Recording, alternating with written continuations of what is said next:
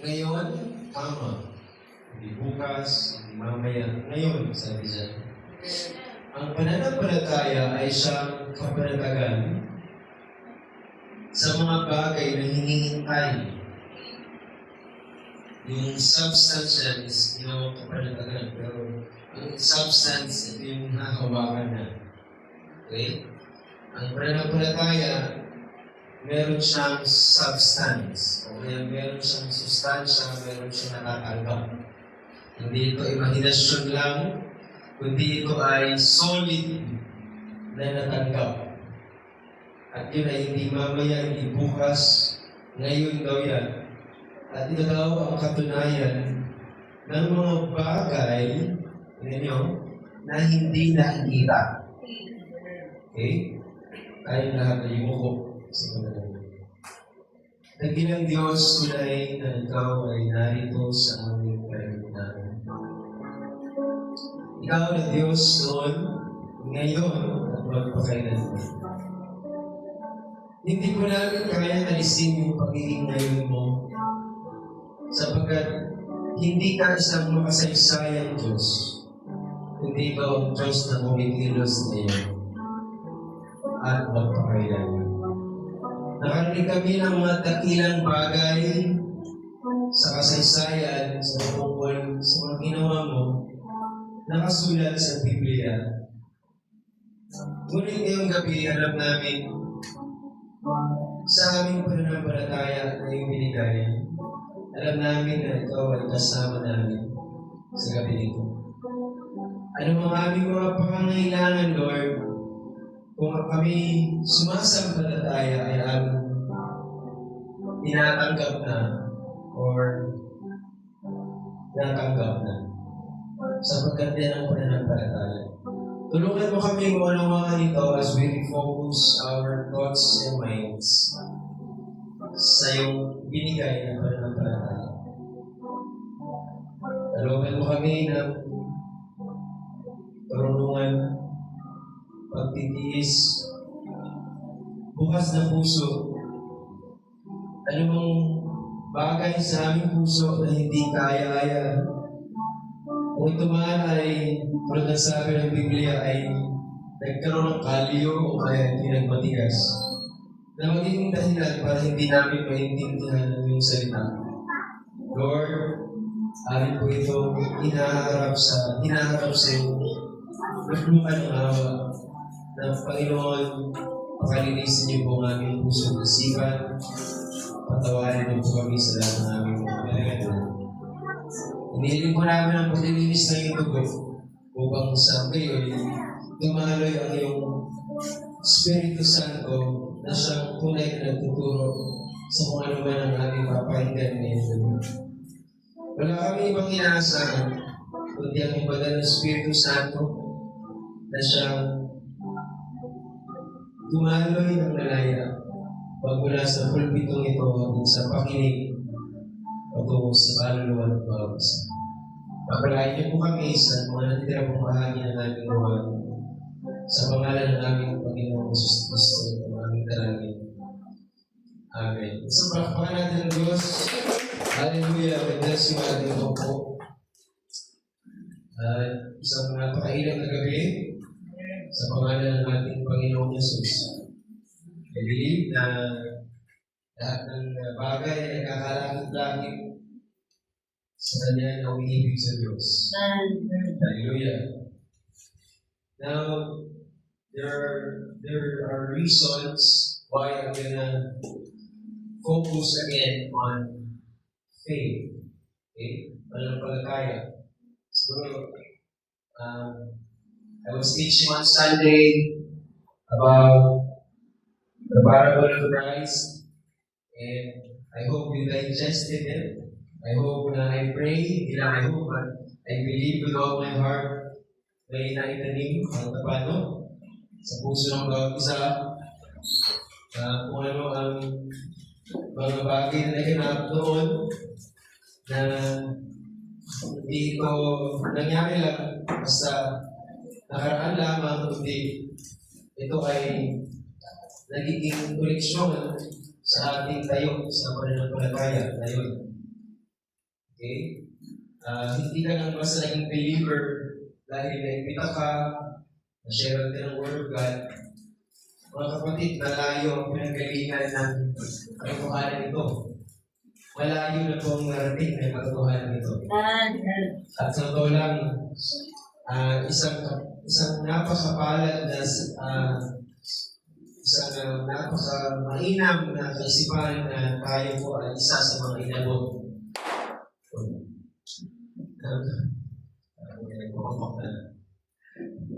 Okay. So, sa Diyos lang purihan yung lahat ng bagay. Now, I want to title this as Renewed Focus on Faith. Okay? Ang emphasis nito is faith. Pananampalataya. Kung meron man dito na parang hindi sure sa kanyang pananampalataya, then once and for all, the Lord wants to restore it. Pag-ibayuhin, o kaya panumbalik, i-revive ang pananampalataya, ibalik ulit ang pananampalataya natin. O kaya, pwedeng i-refresh ang pananampalataya natin. No? Refreshing, hindi lang yung faith, pero yung attention mo sa faith. Kasi akala mo yung faith is a background, no? Faith is not a background of your life, but faith is a focus. Nakafocus ka dapat sa faith. Kaya nga, renewed focus on faith. Now, hindi nakafocus ang believer minsan sa faith kasi hindi niya ito naiintindihan. Unang-unang tinuro ni Brother Branham ang faith. Kung meron bang isa nakaunawa sa faith, mga kapatid, which is the very foundation of our lives, this is none other than the prophet. Kung paano kumilos ang Diyos sa kanya. Because kapag binasa mo Hebrews 11, mag-jump ka ng verse 6, imposible mong malugod ang Diyos na walang faith. Imposible. No? At kung walang pananampalataya, hindi maaaring magkalugod sa kanya. Kahit anong awit mo dyan, walang kaluguran niya sa Diyos. Para ka lang matinaw. No? Kahit anong awit mo, kahit anong upo mo dyan. Kaya nga, gusto natin mag-focus, ano nga ba ang faith? No? Marami kasing believers, hindi siya faith eh. Hope lang. So ating ipagkukumpara yung faith or believing sa hoping. Akala nila they're believing, but they're just hoping. No? Let's settle this prayer meeting. This is actually a family talk. Okay? Kahit nire-record yan, kausapin natin ang pamilya ng Diyos sa Moriones. So I would like to compare faith with hope. So para itong faith versus hope. And we'll try to explain how to receive it from God and how to apply it in our lives. Again, faith is not a background in your life. It is a focus on your life. Because you are a believer, you are faith believer. O baga, hindi ka tatawag believer kung wala kang faith. So, gusto natin na sana bago tayo magtapos, I want this a very special night to each and everyone. Ganun pala ang faith. Okay? And ganun pala ako dapat maging believer. Kasi ipapractice ko ito, kaya exercise ko ito. So, alam naman natin, as wala yata akong napakadalang kung hindi banggitin ito. No? Yung sinabi ni Pablo na at dapat ang mga nasa technical, kabisado ito, sinabi ko ito. Okay? Romans chapter 10. Faith cometh by hearing. So, okay, may pa-flash yan kasi kabisado natin yan kung saan yan. Okay, 17 yan. At sabi, hindi lang hearing eh. Faith coming by hearing and hearing. Yun daw ang ginagawa natin sa Word. Hearing and hearing. Ang ibig sabihin, continual. Continuous yung pakikinig natin. Kaya nakakalungkot yung iba, nandyan pag Friday, wala pag Sunday, o kaya nandyan pag Sunday, wala sa Friday. Ang utos ng Diyos, continual hearing and hearing. Okay? So the more you hear, the more it gets deeper in your heart kung ano itong faith. Kasi pundasyon niya, nasa ilalim yan, no? Kailangan malalim yan. At hindi mo yan mapapalalim sa isang upuan.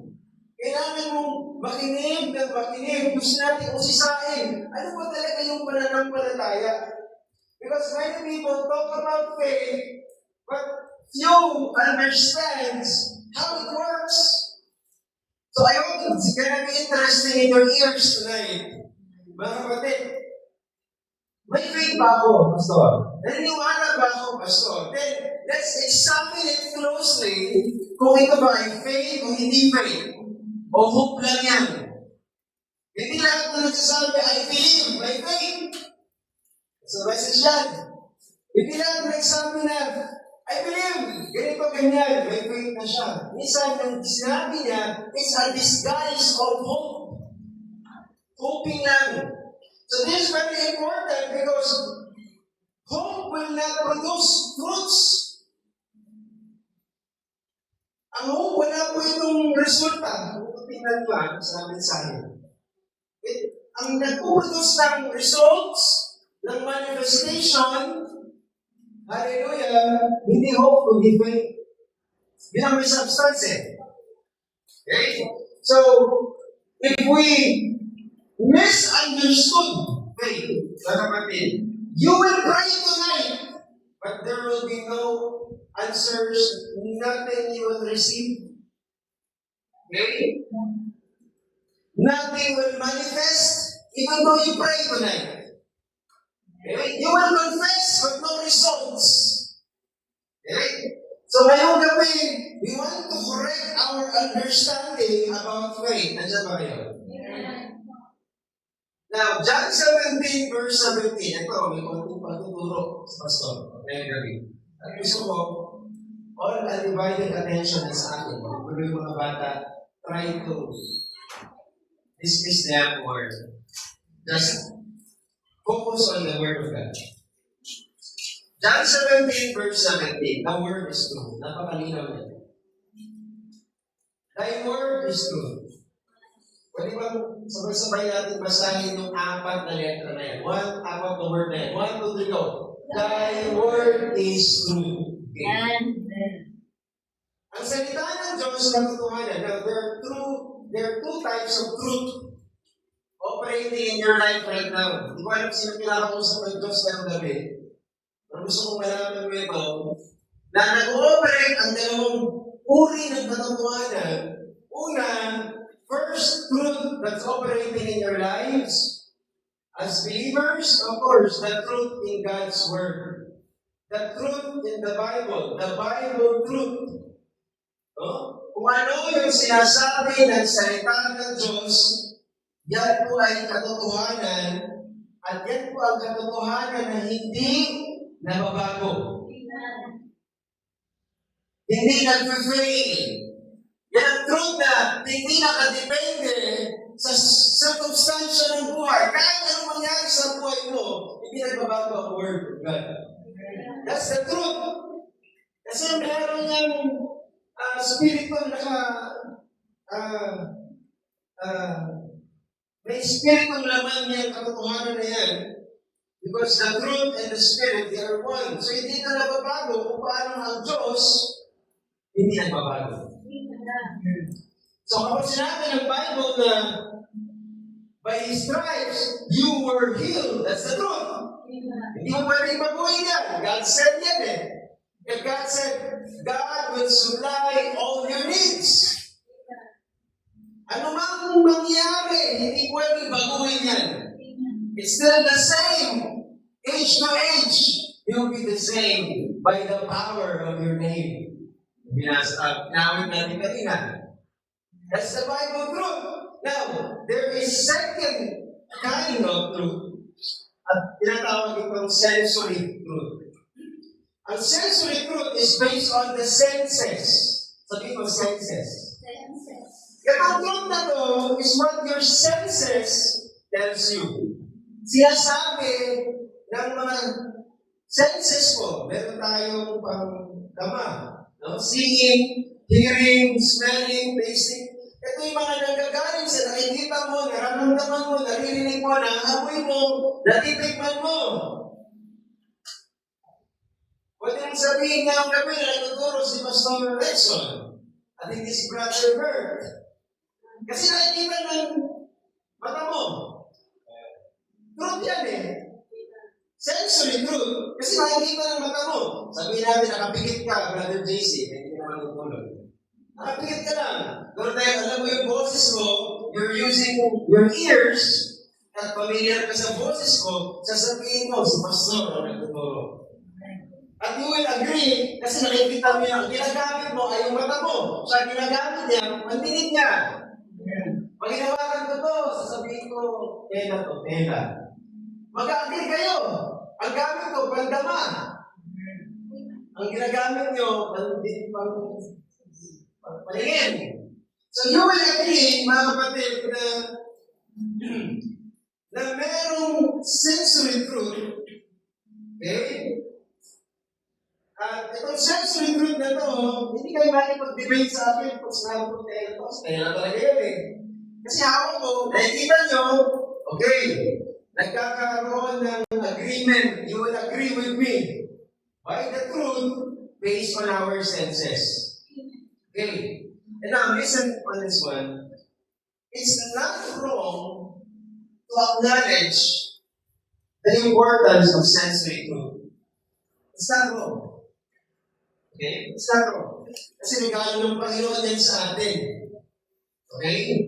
Meron tayong 5 senses, at sabi ni Mother Pala, meron tayong 6 sense, yung pang-anim na pandama, which is alam naman natin, ano yung 6 sense? 6, faith. Okay? Pang-anim na pandama yan, faith. Okay? Pag sumakay ako kay Brother JC, sabi ko, Brother JC, saan na ako? Basta sa akin, Brother JC, basta, believer ako, I will use my faith. Pag sumakay ka sa motor ko, pintikit ako. Sabi ko, ano kung gagawin yan? Kasi may paningin ka para mag-drive. No? So, gagamitin ni Brother JC yung kanyang sensory. Hindi gagamitin yung kanyang, well, pag-drive siya by faith, pero hindi mo sinabi, bumigit siya. Kahit sino naman siguro. Pero ang punto natin, hindi kasalanan na sabihin mo, may nararamdaman akong sakit. Kasi nararamdaman mo eh. Kulang yung pera ko sa wallet. Kulang yung ganito ko. Nakikita mo yan eh. Nararamdaman mo yan na kumikiraw. Inuubo. Hirap kang huminga. Nararamdaman mo yan, hindi mali yan. Masakit ang paa, namamaga, o ano man. Hindi mali na i-acknowledge yan. Nagiging dangerous lang ang sensory truth kapag ito ay nagko-contradict sa God's Word. Sa salita ng Diyos. Because the Word of God is the highest form of truth. Kapag yung 5 senses kinokontradict na yung salita ng Panginoon at mas pinipili mo na yung sinasabi ng 5 senses mo kaysa sa sinasabi ng salita ng Panginoon, doon nagiging delikado ang sensory truth. Okay? Because your senses contradicts the Word. Tandaan natin, sabi ko nga, the Word is the highest form of truth. Wala nang basta taas pa sa katotohanan na sinasabi ng Biblia. So, para itong, ano ba ito? Korte. Sa korte, maraming ang tinig na naririnig. Bawat panig, nagsasabi ng kanilang kaisipan. Pero merong highest authority sa isang korte. Judge. At ganoon din, marami tayong maririnig na tinig sa ating paligid. Pero kapag nagsalita na yung Word of God, that's the highest authority. You have to honor it. So hindi lahat ng totoo sa pakiramdam, listen to this. Naramdaman mo, yes, totoo yan. Pero hindi lahat yan totoo sa pananampalataya. Okay? When your body says, masakit pa rin. Pero pag sinabi ng katawan mo na hindi ka nagkagaling, then, mga kapatid, may kinakontradict siya sa Word of God. Kasi sabi ng Word of God, magaling ka na. By His stripes, you are healed. Yung body mo, may nararamdaman. Pero yung meron ding nagsasabi sa puso mo, yung faith, magaling ka na sa latay ng Panginoon. So you have to think about it. You have to decide which truth you will stand on that very moment. No? Nararamdaman mo siya, alam mo wala kang pera. Pero sinabi ng Biblia, my God will supply all your needs. Yeah. So you have to stand. Which one you will stand on? Ano yung paniniwalaan mo? You must decide which truth will you believe. Mga kapatid. Kasi faith begins, kaya nagsimula ang faith, kapag pinili niya yung Word of God. Kaysa doon sa nararamdaman niya. Nakikita niya, naamoy niya, naririnig niya.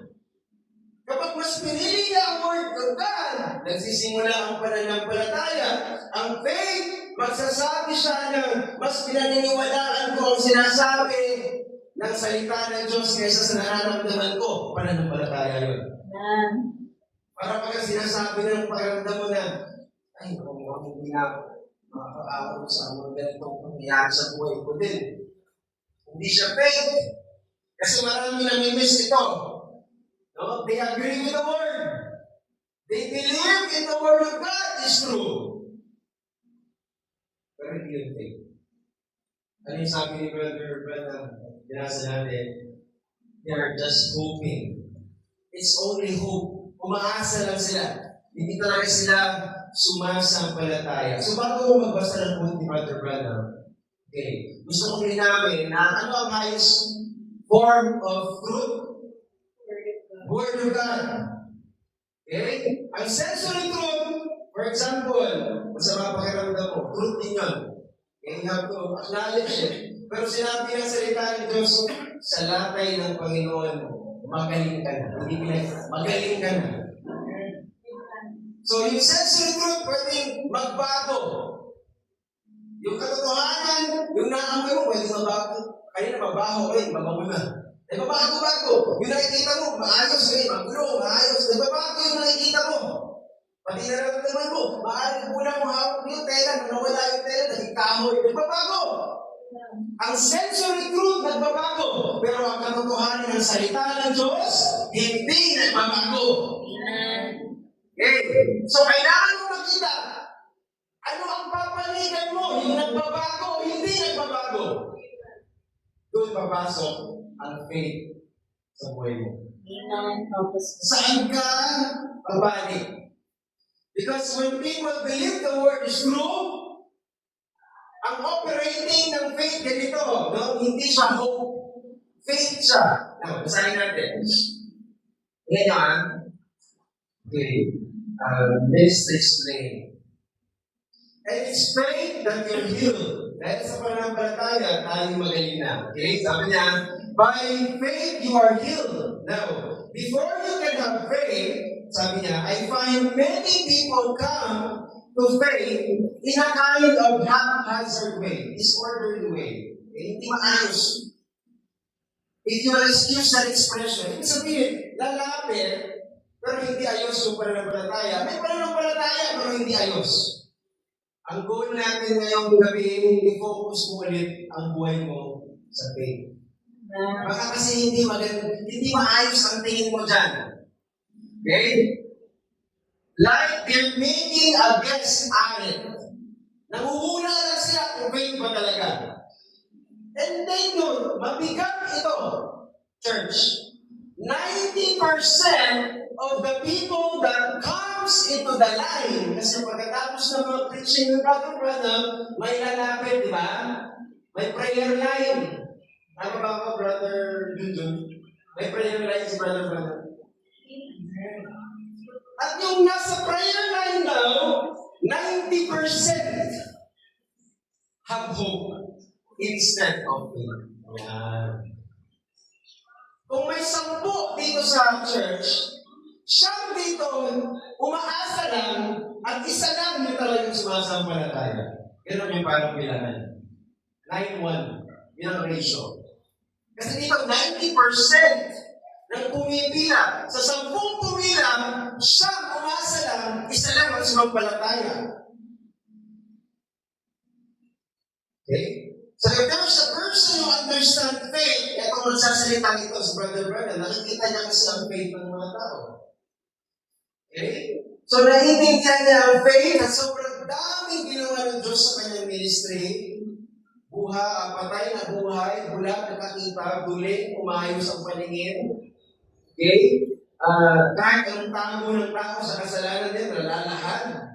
It's all by God's grace and all by God's gift operating in the person. The Son of Man in a Son of Man. Now, that was Jesus in that man. Hindi siya yan. Pero sinasabi niya, lahat ng mga lumalapit, sa bilang niya, hindi 5, hindi 10, 90. Hope ang dala. Hindi talaga faith. Now, these people are sincere. Kaya nga, speaks ko sabi niya sa akin, sa kanya talaga. Nanalangin sila, they are believing in their mind, but in reality, mga kapatid, I'm not here to hurt anyone. They're just hoping. Hindi lahat ng lumalapit sa Diyos may faith, maraming hope lang. Sabi niya, 90%. So, ang hope, mga kapatid, ang umaasa, pag-asa, most of the time, naghihintay ang mga umaasa. Kasi umaasa eh. Pero ang pananampalataya, tumatanggap na. Okay. Hebrews 11 verse 1. Faith is the substance of things hoped for the evidence of things not seen. Now, for me, one of the best way to understand something is to first understand what it is not. Sabi mo, what it is not. What is not. Ano ko sabihin? Well, nakita ko lang yung kay Pablo. Yung pinaliwanag ni Pablo ang pag-ibig, pinaliwanag niya ang pag-ibig na kung ano ang pag-ibig na hindi ito pag-ibig. Pag binuksan mo ang 1 Corinthians chapter 13, sabi niya, ang pag-ibig ay hindi nagmamapuri. Ang pag-ibig ay hindi nagmamapalalo. Ang pag-ibig daw hindi nag-uugaling mahalay. So, para naintindihan mo kung ano yung bagay na yun, ipaliwanag mo siya sa hindi siya yun. Okay? Sabi niya, ang pag-ibig hindi hinahanap. Tama naman yan. Hindi hinahanap. 3 mo. Yan mo. Ang pag-ibig mo hindi. Ang pag-ibig ay kapag-pinunod. Hindi o hindi. So, hanapin mo yung hindi pag-ibig. Para maintindihan mo yung pag-ibig. Hindi daw ito nagpapahingo. Hindi daw pag-ibig hindi naghili. Hindi nagmamapuri. Hindi mapagbalalo. Hindi nag-uugaling mahalay. Hindi hinahanap ang kanyang sarili. Hindi nayayamot. Hindi. O hindi. So, kung gusto mo maintindihan kung ano ang pananampalataya, then you have to understand what is not. Kung ano ang hindi pananampalataya. Hindi pala yung pananampalataya, ginagawa ko pa naman. Ano ba kayo? Interesado ba kayo? Kung ano ang hindi pananampalataya. So, let's see. Ano yung hindi pananampalataya? Faith is not, sabi doon. So, kapag binasa mo yung Hebrews chapter 11, para maunawaan mo ito, let's begin. Faith is not hope. Sabi namin, kung pag binasa mo yan, hindi siya hope. Kasi merong hope. Hindi siya mga para mas maganda kung ma-explain sa mga. Ang pananampalataya, hindi siya yung umaasa lang. Kasi many people say, I'm believing, Pastor, but what they really mean is, I'm just hoping, Pastor. Now, hope says, I hope God heals me. Sana pagalingin ako ng Panginoon. Sana sagutin ng Panginoon ang prayer ko. Sana mangyari ito. Pero hindi daw faith yun kasi puro kasala eh. Hope lang yun. Hello? It's not faith, it's hoping. Okay? Ang hope, something will happen in the future. But it's not faith. It's not hoping para matanggap mo eh. It's believing. Kung gusto mo itong matanggap, sa Hebrews chapter 11 verse 1, now, faith is, sabi dyan. So, ang pananampalataya, hindi siya future. Now daw siya. Ngayon daw siya. So, nakikita mo, hope doesn't have any substance kasi inaasahan pa lang niya yung darating pa lang yun eh. Wala siyang sustansya, wala siyang matanggap kasi inaasahan lang niya. Ang hope, walang substance. Pero ang faith, yun ang nagbibigay ng substance sa inaasahan mo. Kung ano man yung inaasahan mo na hindi mo natatanggap, yung faith ang naglagay ng realidad doon sa'yo. Natanggap mo siya. Kung baga, ang hope, dinidesire mo pa lang. Inaasahan mo pa lang. Pero ang faith, binigay na sa'yo. Natanggap mo na. Hindi bukas, hindi mamaya. Now! Now! No? So, ang faith ang nagdadala ng realidad sa kung anong inaasahan mo. Okay? Yun ang pananampalataya. It is your faith that gives substance to the healing in your life. Okay? Hope sounds faith minsan eh. Akala mo, faith na yun. Pero hindi pala, umaasa pala. Ganito magsalita ang faith. Ganito magsalita ako. Lord, sana pagalingin mo. Lord, I hope mag-provide ka pang bayad dito. Naniniwala akong gagawin mo to, Lord, someday. Someday. Hindi ganon. Now, it may sound spiritual. It may sound good. Pero hindi yun pananampalataya. Hope is always future tense. Ano ba yun? Sabi mo, hope is always future tense. Hope is always future tense. Faith is now.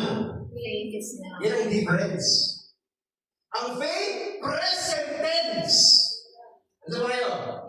Kaya masabi niya, now, ngayon, faith is. Ngayon, ang pananampalataya ay siyang kapanakangan. Yan ang sabi niya. Faith is not tomorrow. It's not someday. Okay? It is now. Mga kapatid, now faith is. If it is not now, yun sinasabi ko, if faith is not now, it's not faith. Sabi ka? Wala rin ba? Kapag ang faith hindi ngayon nangyayari sa puso mo, hindi yan faith. Kasi ang faith, ngayon, ang faith, hindi naghihintay. Ngayon na. Inaangking nila ang hope, ang gusto lagi ng hope. At yun din ang gusto ni Satan, lagi ka naghihintay lang. Tawas natin yan, kung natin yun. Ang hope, lagi naghihintay. Ang hope, umaasa, kaya ang hope eh. Pero ang faith, tumatanggap. Ang faith, hope. So, this I hope, wala natin yung kanina. Yan, Christ. Diba? Meron siyang hinahawakan. Meron siyang sustansya na tinatanggap. Ang hope, I will get it, Lord, someday. But ang faith, I have it now. Nasa akin ito, Lord. Saan nakikita niyo? Ang hope, sasabihin niya, I will get it someday. Pero ang faith, sasabihin niya, I have it now, Lord. No? Because hope is always looking ahead, far. Pero ang faith is already taking hold. Kung naramdaman mo, meron kang hinawakan, nahawakan ngayon kami by faith, para pa kayo mga Panginoon. Kaya ang Panginoon natin, binibigyan ka ng faith para mahawakan mo ang isang bagay na inaasahan mo pa noon pa. This is the author of faith. Pag binigyan ka ni Lord ng faith, nag-aalit sa Kanya, kaya mo hawakan ng mga hindi mo pa nahawakan. Sa puso mo nandun na. Alam mo yung umorder ka ng shopping. Ikaw ba umorder o yung misis mo? Asya. Bless, umorder ka ng shopping. Lazada o kaya TikTok shop. Na-order mo na! Ang hope on the way. On the way. Shit! Ang faith, delivered. Amen. Delivered na!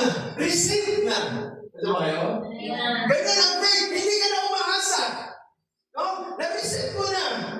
Hallelujah! Yung hope, parating pa lang. Pero ang faith, delivered na. Nakuha mo na. Amen. Hallelujah! So it is that hope that we're focusing. We will need to renew our focus on faith. No? Because it is absolutely a substance na inaasahan mo. So it is that, quote ito. Pwede bang magbasa ako po? With your undivided attention. Kung saan ka man nag-iisip ngayon, ipahalik mo muna po dito. Okay. Huwag natin sayangin ang Word of God. Amen. Para po sa atin. It is not a hope, sabi niya. Sabi niya, faith is absolutely a substance. Faith is absolutely a substance. It is not a hope. Hope isn't. Sabi niya, faith, bakit ang hope walang substance? Sabi niya, faith gives a substance that makes you hope for it. Yan. Hope isn't, wala siyang sustansya.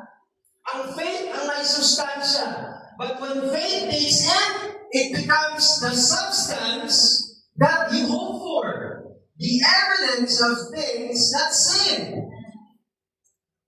Now, ibaba mo, sis. Yan gusto kong pag-usapan natin. Kasi yan, talakayin yan. Listen. Gusto ko yan. Mahilig ako sa ganyan. Sa church namin sa Milestone, mahilig ako sa ganyan.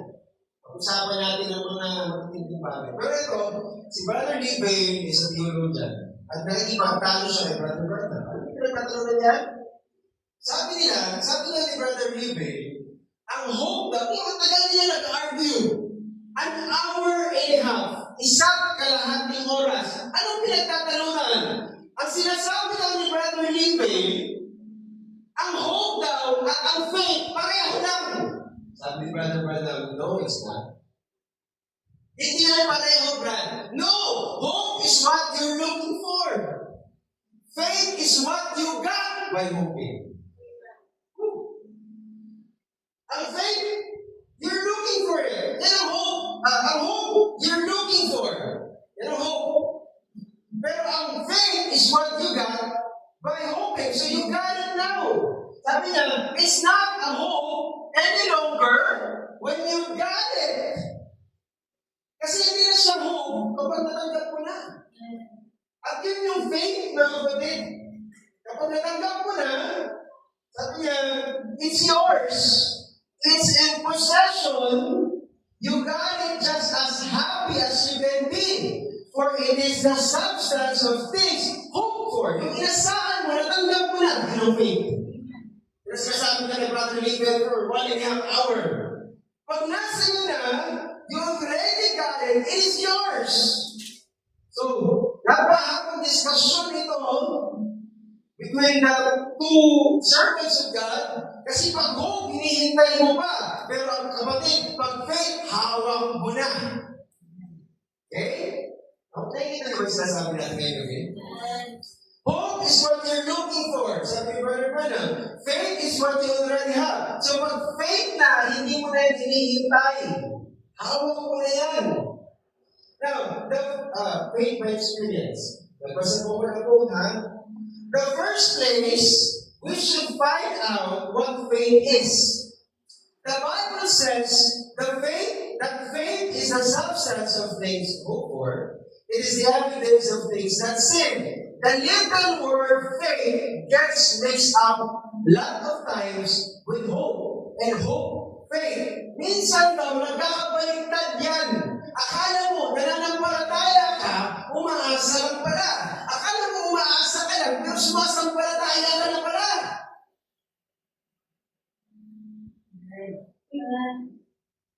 Akala mo, believer. Believing nga. Yung pala, hoping pa lang. Nagkakabaliktad daw yung dalawa. Vice versa. At ang layo ng pinagkaiba niyan, sabi niya, kasi layo niya ng araw at gabi. Malayo sila, hindi sila magkapareha. Now, faith is the substance, and hope is what they're hoping for. Faith delivers. Yan, sinasabi ko, Shopee delivery. Faith delivers. May ano? Okay, read niya, limbay niya, deliver po. May faith na siya. Ilang faith, nag-deliver. Okay? Bayad na ba? Bayad na po. Ay, pag-deliver. Sino ka bayad, sis? Baka may pay later. Basta ang mahalaga na deliver. So, ibig sabihin, ang faith is something real. Something you have. Ang faith is not, I wish. No. Ang faith is, hallelujah, substance I have. Something you already have. You know, faith. So, it's again, ulitin ko ha. If it's not now, it's not faith. Yun ang not ng faith. Kasi ang faith, kailangan ngayon na. Kapag umasa ka, na parating pa lang, hindi mo pa ma-claim, hindi pa yan faith.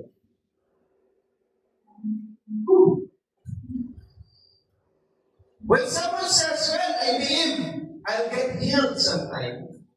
Kung baka naniwala ako, nagkagaling ako balang araw, well, that is not faith. That's hope. Because hope is always future tense. So it's always pointing to the future, to the later. Faith is always now. Faith, receive it right now. I have it now. Kaya magpo-confess ka, magaling na ako. Magbulag ka, nakakita na ako. Di ba? John Ryan, habang ginugupitan, bulag. Pero sinabi ni Brother Brian na, magaling ka na. Brother Brian, hindi pa ako makita. Sabi ni Brother Brian, confess mo lang, magaling ka na. So habang nagpapagupit siya, I'm healed, I can see. Pinagtatawa na siya ng magugupit. Lolo ko na tao. Ano siya ba? Kita, bulag pa siya. I'm healed. In Jesus' name, I'm healed. Thank you, Lord, I'm healed. I can see. And when the time, I can see, biglang tumilat ang mata niya. Praise the Lord. Nakatakbo siya, hindi pa tapos ang gupit. Kasi wala pa man nakita na niya. Yan ang faith. It's an evidence of things hoped for. So don't just hope tonight. Lulunod ka ngayong gabi. Huwag ka nakaasa. Manampalataya ka, natanggap mo na. You need to claim it right away. Okay? Because yan sinabi ng Mark 11:24. Mark 11:24. Therefore I say unto you, whatsoever you desire, you hope. You hope that when you pray, believe that you receive them. Wow. Natanggap mo na. Nagpipray ka pa lang, natanggap mo na, at matatanggap mo yan, sabi niya. Usually. Okay? Kapag naniwala ka, matatanggap mo. Eh, tinanggap mo na, habang nanalangin ka pa lang sa puso pa lang, tinanggap mo na. Hindi ka lang umaasa, hindi ka future tense. Parang, hope, Lord, our prayer has been heard. Umaasa ka pa, I hope, Lord, pinagaling mo ko, I hope, Lord, I will receive the Holy Spirit. If you say, sabi ni Jesus, if you pray, I believe, I'll receive. Hindi siya, I'll receive it sometime. That's still hope. Because you're putting it in the future. You're calling it believe. Pero in the future tense, now that's not believe. It's hope. Because the word, mga kapatid, is in future. Kapag kaya mong sampalatayanan now, present tense, then that's faith. Right now, right tense is present tense. Yan ang pananampalataya. You know, some people are always believing God is going to do something for them. But faith believes that He has done and He is now doing it. Akala ng iba, gagawin ito ni Lord. one day. Pero naniniwala ang faith, ginagawa na ni Lord or nagawa na ni Lord. Meron ang faith. Nandiyan ba kayo? Hallelujah. Pagkatira pa naman pala tayo, naniniwala sa ginawa na ng Panginoon. So many people are delayed because they stay in hope. Yan ang problema. Maraming believer sa kanilang status, they believe that they're the believer, pero they stay in hope. Now, darating tayo sa isang sitwasyon na tatanggalin mo yung word na someday. Tatanggalin mo yung later. Sapagkat you want now, Lord, I believe it. Yan ang gusto natin ngayong gabi. Because hope doesn't receive. It's still on the way. Wala pa yung manifestation. Hope delays the manifestation. But when faith comes, by hearing and hearing and hearing, you can claim what God scored for you. Sapagkat may mga bagay na ibibigay ng Diyos sa'yo. Marami yan, mga kapatid. Now, ito po. The greatest enemy faiths, yung faith is the apostrophe S. The greatest enemy faiths God. The greatest enemy faiths God is hope. Kalaban pala yan ng pananampalataya. Yung hope, umaasa lang, magkalaban yan, kaya kinakalaban ng hope, ang faith. Because a person becomes so hopeful, till they live away faith. Andito siya, buong buhay niya, umaasa lang siya. Pero, now, iwan na yung real thing. Faith. Ang faith, mga kapatid, yan ay nangyayari sa buhay ng tao in present tense. Now, hope will agree with the Bible. Ito sinasabi ko. Hope will agree with the Bible. Hope will say it's true. Hope will say, I believe every bit of it. Believe it. That sounds good. I believe that's the word of God. I believe that God will keep His promise. Hope believes all of that. Kaya ma-refocus this thing. But hope will say, now I believe that God will heal. But, look at my condition. Ganyan magsalita ang hope. Naniniwala ako sa Bible.